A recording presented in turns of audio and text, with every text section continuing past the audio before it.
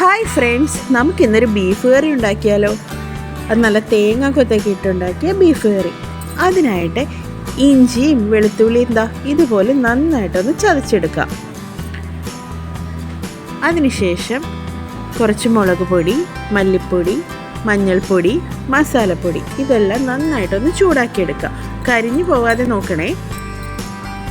ഇനി ബീഫിലേക്ക് സവാളയും നമ്മൾ നേരത്തെ എടുത്ത് വെച്ചിരിക്കുന്ന ഇഞ്ചി വെളുത്തുള്ളിയും പിന്നെ പച്ചമുളകും വേപ്പിലയും പിന്നെ കുറച്ച് തേങ്ങാക്കൊത്തും പിന്നെ നമ്മൾ നേരത്തെ എടുത്ത് വെച്ചിരിക്കുന്ന ആ മസാല ഉണ്ടല്ലോ അതും കുറച്ച് ഉപ്പും കൂടി ചേർത്ത് പിന്നെ കുറച്ച് വെളിച്ചെണ്ണ കൂടി ചേർക്കണേ. ഇതെല്ലാം കൂടി ചേർത്ത് നല്ലപോലെ മിക്സ് ചെയ്തെടുക്കാം.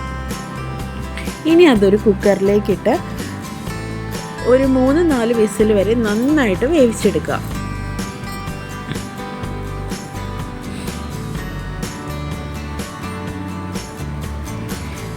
ഇപ്പോൾ തുറന്നു നോക്കിയപ്പോൾ നമ്മുടെ ബീഫെല്ലാം നന്നായിട്ട് വെന്തിട്ടുണ്ട്.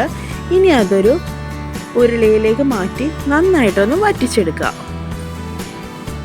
ഇനി അതിലേക്ക് കുറച്ച് കുരുമുളക് പൊടിയും കുറച്ച് മസാലപ്പൊടിയും കൂടി ചേർത്ത് ഒന്നും കൂടി വറ്റിച്ചെടുക്കുക. നമ്മുടെ ബീഫ് കറി ഇപ്പോൾ ഇവിടെ റെഡിയായിട്ട് വന്നിട്ടുണ്ട്. ഇനി കുറച്ച് കറിവേപ്പില കൂടിയിട്ട് നമുക്ക് എടുക്കാം. ബീഫ് ഉണ്ടെങ്കിൽ പിന്നെ അതിൻ്റെ കൂടെ ഒരു കപ്പയും വേണമല്ലോ. അപ്പോൾ അതിനായിട്ട് കപ്പ നമുക്ക് വേവിക്കാൻ വെക്കാം.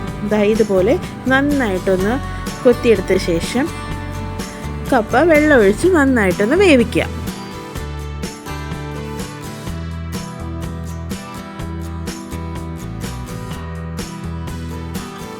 അപ്പോൾ നന്നായിട്ട് വെന്ത് വന്നിട്ടുണ്ട്. കപ്പയുടെ ബീഫ് മാത്രമല്ല കേട്ടോ, നല്ലൊരു മീൻകറി കൂടെയുണ്ട്. അപ്പോൾ നമുക്കിനി ഒരു പിടി പിടിച്ചാലോ? ഇതുപോലെ നല്ലൊരു വാഴയിലയിലേക്ക് കുറച്ച് കപ്പയും ഇതുപോലെ കുറച്ച് മീൻ കറിയും പിന്നെ നേരത്തെ ഉണ്ടാക്കി വെച്ചിരിക്കുന്ന ആ ബീഫ് കറി ഉണ്ടല്ലോ അതും കൂടി കുറച്ചെടുത്ത് നല്ലൊരു പിടി പിടിക്കാം. എന്താ ടേസ്റ്റ് എന്നറിയോ? നിങ്ങൾ എന്തായാലും ഒന്ന് ട്രൈ ചെയ്ത് നോക്കണേ.